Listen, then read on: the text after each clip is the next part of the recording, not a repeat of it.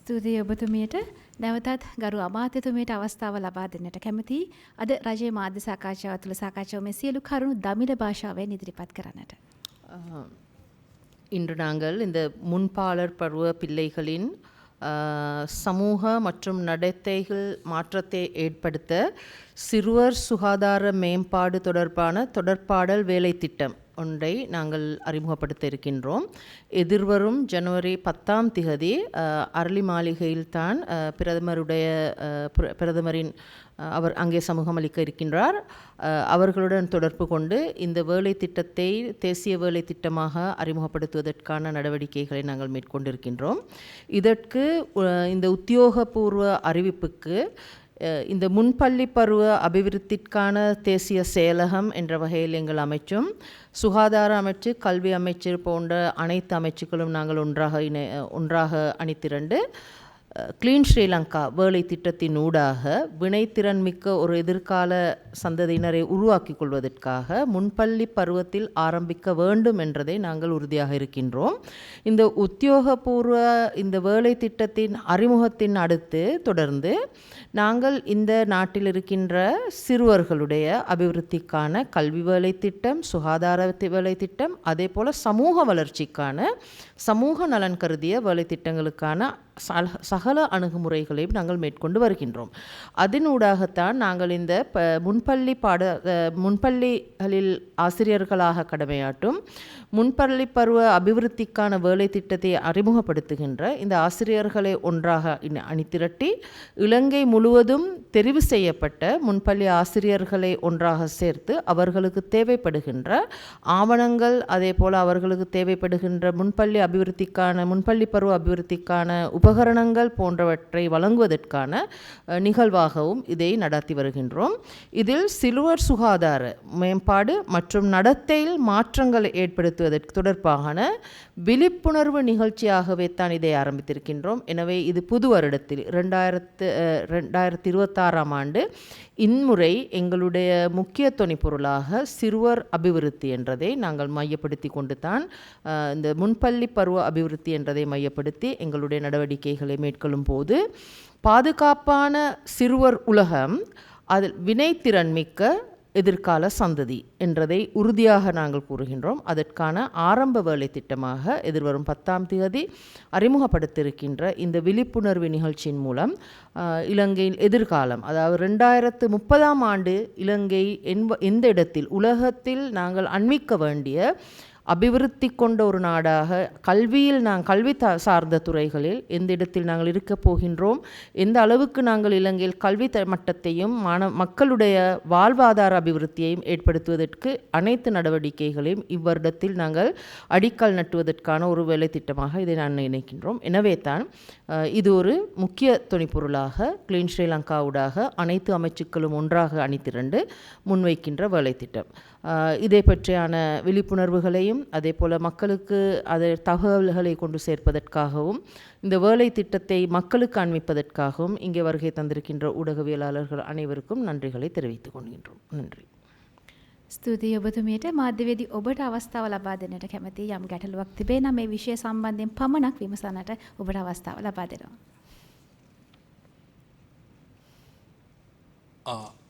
ගරු ඇමතිතුමී, මම දමිළ භාෂාවෙන් අහන්නම් ප්‍රශ්නේ. இந்த முன்பள்ளி பருவ பாடவிதானம் தற்போது தயாரிக்கப்பட்டிருக்கின்றது. ஒரு தேசிய வேலை திட்டம். இது ஒரு பைலட் ப்ராஜெக்டாக ஆரம்பிக்கப்பட்டு இருக்கின்றதா? முதலாவது கேள்வி. ரெண்டாவது விஷயம், உங்களுக்கு தெரியும் இந்த early childhood education best in the world நான் நினைக்கிறேன் ஃபின்லேண்ட். அதாவது எஜுகேஷன் பிளேயிங் வித் எஜுகேஷன், அதாவது விளையாட்டினூடாகத்தான் அந்த கல்வி செயற்பாடுகள் முன்னெடுக்கப்படுகின்றது. இது ஒரு ஒழுங்குமுறைப்படுத்தப்பட்ட அடிப்படையில் கொண்டு வரப்படுமா? ஏனென்று சொன்னால் உங்களுக்கு தெரியும், சில பெற்றோருக்கு அந்த முன்பள்ளிக்கு பாடசாலைகளுக்கு பிள்ளைகளை சேர்க்கின்ற சந்தர்ப்பத்தில் அவர்கள் விதிக்கின்ற அந்த கட்டணங்களை ஈடு செய்ய முடியாத அளவு உண்மையிலே பெரும் சுமை ஒன்று காணப்படுகின்றது. அரசு இதனை ஒழுங்குபடுத்துவதற்கு ஏதாவது ஒரு நடவடிக்கை எடுத்துள்ளதா? அதே போன்று சைல்ட் ஃப்ரெண்ட்லி என்வாயன்மெண்ட் அந்த விடயத்தில் என்ன வகையான நிலைப்பாடு காணப்படுகின்றது? இதில் நாங்கள் சொல்ல வேண்டியது பாலர் பருவ பாடத்திட்ட சட்டகம் ஒன்றை நாங்கள் அறிமுகப்படுத்தியிருக்கின்றோம். இதனூடாக இந்த இந்த 9 மாகாணங்களை பார்த்தோமென்றால் இந்த முன்பள்ளி பருவ கல்வித்துறை இந்த மாகாண வகையில் பிரிவுபடுத்தப்பட்டு தான் வேறுபாடுகளுடன் தான் செயற்பட்டு கொண்டு வருகிறது. ஆனால் இம்முறை நாங்கள் எங்களுடைய தேசிய வேலை திட்டமாக ஒரே ஒரு வேலை திட்டம், அதாவது எங்களுடைய இந்த கொள்கை முறை முன்பள்ளி பருவ அபிவிருத்திக்கான தேசிய கொள்கை திட்டம் ஒன்றை அறிமுகப்படுத்துவதற்கு சகல நடவடிக்கைகளையும் எடுத்திருக்கின்றோம். எனவே 9 மாகாணங்களிலும் இந்த கல்வி அமைச்சினூடாகவே ஒரே வேலை திட்டத்துக்குள் இந்த முன்பள்ளி பருவ கல்வி என்றதை அமுல்படுத்த வேண்டும் என்ற நோக்குடன் நாங்கள் செயற்பட்டு வருகின்றோம். அதைத்தான் ஆரம்பத்தில் சொல்ல வேண்டும். அதே போல இரண்டாவது கேள்வியாக நீங்கள் கேட்டது இந்த ஃபின்லாந்து என்ற நாட்டை பார்த்தோம் என்றால் அந்த நாட்டில் இலங்கையை விட 30 மடங்கு புவிப்பரப்பில் விசாலமான ஒரு நாடு இருந்த போதிலும் எங்களை விடவும் 4 மடங்கு தான் சனத்தொகை இருக்கின்றது. எனவே அவ்வாறான ஒரு நாட்டில் இருக்கின்ற கல்வி அணுகுமுறை முழுமையாகவே எங்கள் நாட்டுக்கு பொருந்தாது என்றதையும், ஆனாலும் அங்கே இருக்கின்ற அபிவிருத்தி திட்டங்களும் அங்கே இருக்கின்ற கல்வி முறையில் எடுக்கக்கூடிய சாத்தியமான கருவிகளை நாங்கள் பெற்றுக்கொள்வோம் எப்பவும் தயாராக இருக்கின்றோம். அதே நீங்கள் கூறியவாறு சுற்றாடலுடன் தொடர்பு கொண்ட கல்வி முறை, என்வாயரமெண்டல் ஃப்ரெண்ட்லி எஜுகேஷன் சிஸ்டம் என்றதை நாங்கள் உள்வாங்கி இருக்கின்றோம் இந்த வேலை திட்டத்தினூடாக. அதே போல தான் எங்களுடைய இருக்கின்ற இந்த படிப்பில் முக்கியமாக நாங்கள் பார்த்தோம்னா இலங்கை கல்வி என்றது பரீட்சை மட்டும் மையப்படுத்தி கொண்டு வருகின்ற ஒரு வேலை திட்டம். ஆகவே அதனூடாக இவர்களுக்கு மன அழுத்தம், சிறு வயதிலிருந்தே மன அழுத்தம் ஏற்படுவதும், இந்த பரீட்சைகளில் இருக்கின்ற போட்டிகளின் காரணத்தால் அவர்களுடைய அதாவது சிறுவர் பருவம் சீரழிந்திருப்பதையும், அவர்கள் மன அழுத்தங்களுக்கு அசௌகரியங்களுக்கு முகம் கொடுக்கின்றதை நாங்கள் விளங்கி கொண்டிருக்கின்றோம். எனவே விளையாட்டினூடாக கல்வி, அதே போல் அந்த விளையாட்டினூடாக கல்வி, அதே போல் சுதந்திரமான கல்வி என்றதை நாங்கள் அறிமுகப்படுத்தி இருக்கின்றோம். எங்களுடைய சுகாதார அமைச்சின் தொடர்பாக வந்திருக்கின்ற அந்த உத்தியோகஸ்தர் கூறியவாறே இந்த வேலை திட்டத்துக்குள்ளே இங்கே முக்கியமாக இந்த முன்பாளர் பருவ அபிவிருத்தியில் நாங்கள் எடுக்கின்ற சுகாதார அறிமுகம், அதே போல் சிறுவர்களுடைய அணுகுமுறை, ஆசிரியர்கள் எவ்வாறு சிறுவர்களுடன் தொடர்பு கொள்ள வேண்டும், பெற்றோர்கள் சிறுவர்களுடன் தொடர்பு கொள்ள வேண்டிய விதிமுறைகள், அதே போல் மாணவர்களுக்கு நாங்கள் எவ்வாறு வழிநடாத்த வேண்டும், அவர்களுடன் பேச்சுவார்த்தைகள், ஒன்றாக இணைந்து செயற்பட வேண்டியது, சுகாதாரத்தை அறிமுகப்படுத்த வேண்டியது, கலாச்சார பின்னணிகள், இது அனைத்தையுமே பற்றி புதிய ஒரு மாற்றத்துக்காக வேண்டித்தான் இந்த கல்வி முறையை அறிமுகப்படுத்தி இருக்கின்றோம். முக்கியமாக பாடசாலைகளில் நாங்கள் பார்க்கிறோம் உடல் ரீதியான தண்டனை வழங்கல் தவிர்த்துட்டு சிறுவர்களுடன் அண்மித்து, அதாவது சிறுவர்களுடன் தொடர்பு கொண்டு அவர்களை அதாவது கல்வியின் ஈர்த்துக்கொள்ளல் என்றது முக்கியமாக இருக்குது. அதற்கான வேலை திட்டமாகத்தான் இந்த முன்பள்ளி பருவ அபிவிருத்தி என்றதை நாங்கள் மையப்படுத்தி இருக்கின்றோம். எனவே இந்த பாரிய ஒரு மாற்றத்தை ஏற்படுத்தும் அந்த வேலை திட்டம் நாங்கள் இம்முறை இந்த எங்களுடைய முன்பள்ளி பருவ அபிவிருத்தி வேலை திட்டத்துக்குள் இந்த சட்டகம், பாடத்திட்ட சட்டகத்தில் அது அனைத்தும் உள்வாங்கப்பட்டிருக்கின்றது. அதே போல் நாங்கள் பார்க்கின்றோம் இந்த ஒவ்வொரு பிரதேசங்களிலும் முன்பள்ளிகளில் அறவிடப்படுகின்ற பணம் என்றதை நாங்கள் பார்த்தோமென்றால் ஒவ்வொரு முன்பள்ளிகளிலும் இருக்கின்ற வசதியை பொறுத்து, அதே போன்று இருக்கின்ற மாணவர்களை மையப்படுத்தி சில இடங்களில் அவர்கள் ஆங்கில மொழியில் கல்வி பெற்று தருகின்றார்கள், தாய்மொழியில் கல்வி பெற்று தருகின்றார்கள் என்ற பலவிதமான கூற்றுகளினூடாக பணம் அறவிடப்படுகின்றதை நாங்கள் பார்த்திருக்கின்றோம். இது அனைத்தையுமே எங்கள் அமைச்சு, அதாவது கல்வி அமைச்சும் எங்களுடைய சிறுவர் மகளிர் அமைச்சும் ஒன்றாக செயற்பட்டு இணைந்து இம்முறை அது அனைத்துமே கண்காணிப்பதற்கான புதிய வேலை திட்டம் ஒன்றையும் நாங்கள் உருவாக்கி இருக்கின்றோம் என்றதை கூற விரும்புகின்றேன். ඔබතුමියගේ පිළිතුර අපි සිංහල භාෂාවෙන් පරිවර්තනය කරන්නේ නම් සිංහල මාධ්‍ය සඳහා ඉතාමත්ම වැදගත් වේවි. අපේ ඒ මාධ්‍යවේදී මහත්මයා අහපු ප්‍රශ්නය තමයි එකක් අපේ මේ මුල්ලමාවිය අධ්‍යාපනය සම්බන්ධව අපිට තිබෙන්නේ මේ එක් මුල්ලමාවිය මධ්‍යස්ථානවල නැත්නම් පෙර පාසල්වල ලබා දෙන අධ්‍යාපනයේ විවිධත්වයක් එහෙම නැත්නම් වෙනස්කම් පවතිනවා. ඒ වගේම එක් පෙරපාසල්වල අය කරන මුදල්වල යම් වෙනස්කම් පවතිනවා කියන කාරණාවත් ඒ වගේම ළමා මිතුරු පරිසරයක් එහෙම නැත්නම් ක්‍රීඩා සහ සෙල්ලම් තුලින් ඉගෙනීම කියන වැඩසටහන් ඒ වගේම ෆින්ලන්තයේ වගේ රටවල් වල ලබන අධ්‍යාපන ක්‍රමය අපි මේ ඇතුළට අපේ අධ්‍යාපන වැඩසටහන් තුළට ලබා ගැනීමට මුල් ළමා විද්‍යා අධ්‍යාපනයට ඇතුළත් කරගන්න කටයුතු කර තිබෙනවාද කියන කාරණාව සම්බන්ධව තමයි එතුමා ප්‍රශ්න කරේ. ඒකේ පළවෙනි එක අපි මේවර අපේ නියෝජ්‍ය අමාත්‍යතුමා ඒ පිළිබඳව පැහැදිලි කිරීමක් කරා. ඇත්තටම අපි ගත්තොත් අපේ පළාත් 9 පෙරපාසල් ප්‍රඥාප්ති 9ක් ක්‍රියාත්මක වෙමින් පළාත් පෙරපාසල් ඒකක 9ක් හැටියට තමයි ලංකාව තුළ ක්‍රියාත්මක වෙලා තිබුණේ.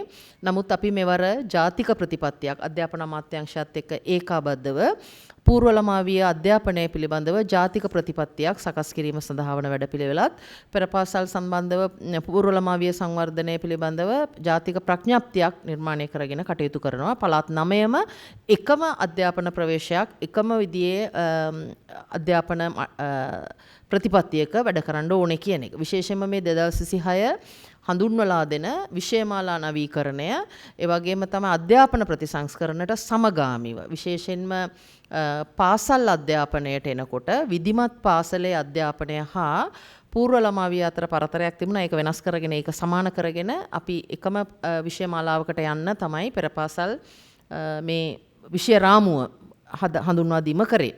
ඒ වගේම තමයි දෙවෙනි එක අපි අර විවිධ පෙරපාසල්වල විවිධ මිල ගණන් එහෙම නැත්නම් මුදල් අය කිරීම සිද්ධ වෙනවා. ඒක පිළිබඳව නියාමනය සඳහා වන වැඩසටහනක් අපි ශිෂ්‍ය සංඛ්‍යාව ඒ වගේම මේ පෙරපාසල් ලියාපදිංචිය ආදී සියල්ලත් එක්ක මුල් ළමා විද්‍යා සංවර්ධනය පිළිබඳව ජාතික ලේකම් කාර්යාලය අපි නියාමන කටයුතු අපි බාරගෙන තිබෙනවා. අපි නියාමන කටයුතුත් කරනවා. ඒ වගේම ෆින්ලන්ත අධ්‍යාපනයත් එක්ක ගත්තම අපි අපේ මේ සෙල්ලම් කරමින් ඉගෙන ගනිමු කියන තේමාව අපි ඇතුළට අපි අරන් තිබෙනවා. පින්ලන්ත අධ්‍යාපනය ගත්තොත් පින්ලන්තේ අපි වගේ 30 ගුණයක් භූමි ප්‍රමාණය ගත්තොත් අපිට වඩා විශාල රටක්. හැබැයි ජනගහනය ගත්තොත් අපිට වඩා 4න් 1ක ජනගහනයක් ඉන්න රටක්. ඒතර අපේ ඒ යාන්ත්‍රිකව ඒ අධ්‍යාපන ක්‍රමය අපේ රට තුළ ගැලපීම කියන එක කරන්න අමාරුයි.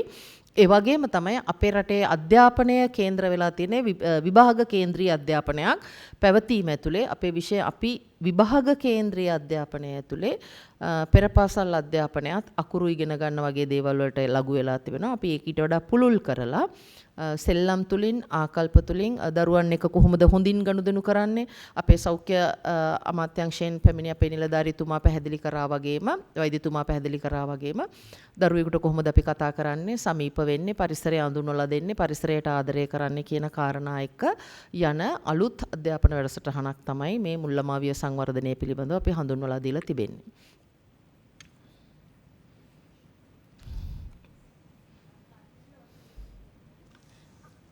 சில்மியாபுரம் மദ്രஸாவில் ஜமாலியா மദ്രஸாவில் ஒரு சிறுவர் வந்து 2025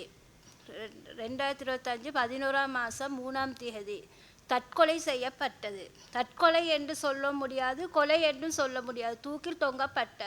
அப்போ அந்த சிறுவனுக்கான நீதியை கேட்டு அவங்களோட பேரண்ட்ஸ் வந்து போலீஸுக்கு சென்றுகிறார். அங்கிருந்து இதுவரைக்கும் எந்த ஒரு பதிலும் அவங்களுக்கு கிடைக்கல. அப்போ டிஐஜிக்கு வந்து அவங்க 8ஆம் தேதி போனான்.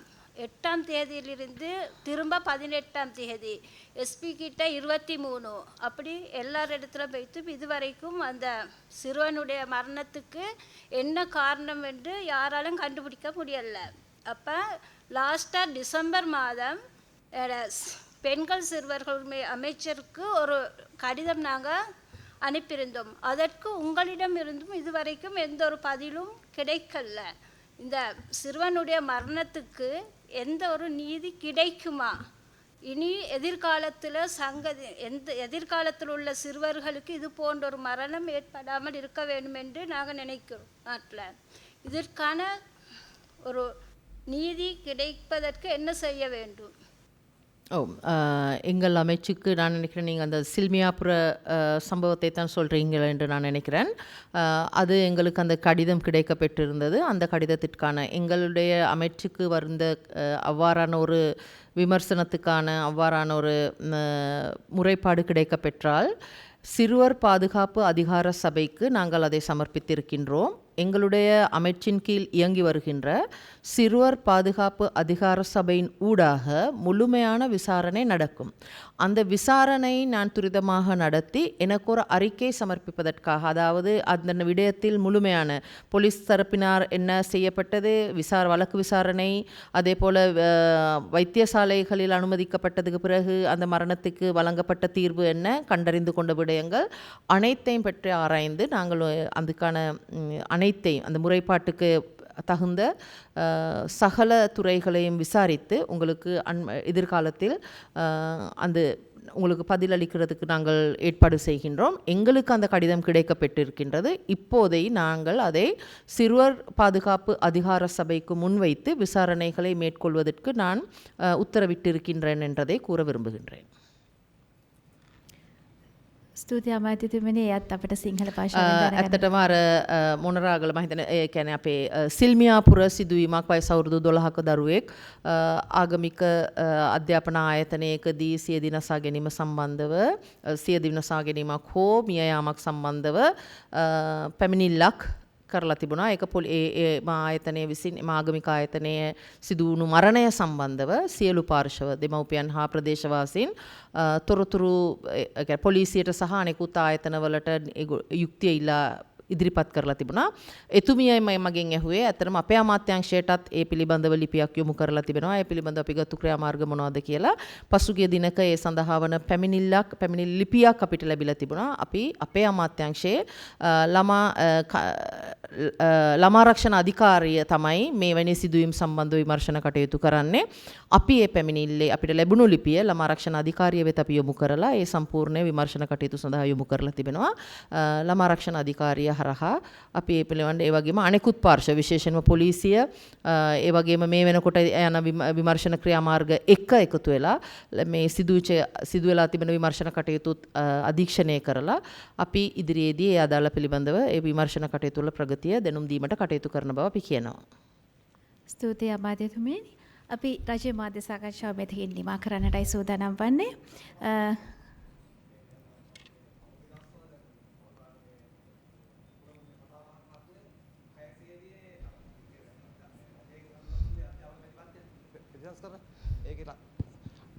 රජයෙන් මේ පසුගියදා හඳුන්වලා දුන්න අධ්‍යාපන මේ පරිසංස්කරණ සම්බන්ධව. ඒකේ 6 ශ්‍රේණියේ මොඩියුලේ ඒ කියන්නේ පාසල් ළමුන්ට නුසුදුසු වෙබ් අඩවියක සඳහන් කරලා තියෙනවා. ඒ සම්බන්ධව ඔබතුමීගේ අදහස මොකද්ද? ඇත්තටම මං හිතන්නේ ඒක වඩාත් හොඳයි අධ්‍යාපන අමාත්‍යාංශය පැහැදිලි කිරීමක් කරා එතුමිය. අපේ පාර්ශවයෙන් කියන්න තිබෙන්නේ එකක් තමයි අධ්‍යාපන ප්‍රතිසංස්කරණ කියන එක අවශ්‍ය වෙන්නේ. මේක නිකම්ම විෂයමාලා ප්‍රතිසංස්කරණයක් නෙමෙයි. මේවර අපි අධ්‍යාපනයේ ප්‍රතිසංස්කරණයක් තමයි හඳුන්වලා දුන්නේ. නමුත් යම් කිසි විදිහක වැරදීමක් අත්වැරදීමක් හෝ කුමන්ත්‍රණයක ප්‍රතිඵලයක් හැටියට නුසුදුසු වෙබ් අඩවියක නමක් පළ වෙලා තිබෙනවා. ඒක පිළිබඳව ඇත්තටම අපි කනගාටුව ප්‍රකාශ කරනවා රජය හැටියට. ඒකේ වගකීම් අපි බාර ගන්නවා. ඒක ඉවත් කළ යුතුයි. ඒක ළමයින්ට නුසුදුසුයි. ඒ වගේම ඒක ළමයින්ට කිසිසේත් විශේෂයෙන්ම වයස අවුරුදු 10ක 11ක දරුවන්ට නුසුදුසුයි ඒක. ඒක පිළිබඳව ඇත්තටම ඒ ඉවත් කිරීමටත් ඒ මොඩියුලය අත්හිටුවීමට ඒ වගේම එම පාඩම ඉවත් කිරීමට ගත්තු තීරණය ඉතාම කාලෝචිත තීරණයක් බව අපි කියනවා. අපි ඒ සිදුවීම අපි කිසිසේත් අනුමත කරන්නේ නැහැ. ඒක මොනම හේතුවක් නිසාවත් ඒක නුසුදුසු වෙබ් අඩවියක්. ඉතින් ඒක දරුවන් අතරපත් වුණා නම් ඒක සිදු වෙන්න කලින් වළක්වා ගන්න ලැබීම අපි භාගයක් හැටියට සලකනවා. ඉතින් අපි රජයේ පාර්ශවය හැටියට අපිට කියන්න තිබෙන්නේ ඒක පිළිබඳව කනගාටුව ප්‍රකාශ කරනවා සිදුවීම සම්බන්ධව. ඒ පිළිබඳව ඉදිරි ක්‍රියාමාර්ග ඒ විමර්ශන කටයුතු තවදුරටත් යනවා. අපිට පුළුවන්කමක් තිබෙනවා. මම ඒකේ මේ වෙලාවේ මට ඉල්ලන්න තිබෙන දේ තමයි මේ ප්‍රශ්නය කතා කරන මුවාවෙන් එහෙම නැත්නම් මේ ප්‍රශ්නය කතා කිරීම තුලවත් ඒ වෙබ් අඩවි සහ ඒවා ප්‍රවර්ධනය නොකර කටයුතු කිරීමට අපි ප්‍රශ්නය කතා කරමු. ඒකෙන් අපි පලා යන්නේ නැහැ. ඒ සිද්ධ වෙච්ච සිදුවීම පිළිබඳව අපි කතා කරමු. ඒක ගැන කිසිම ගැටලුවක් නැහැ.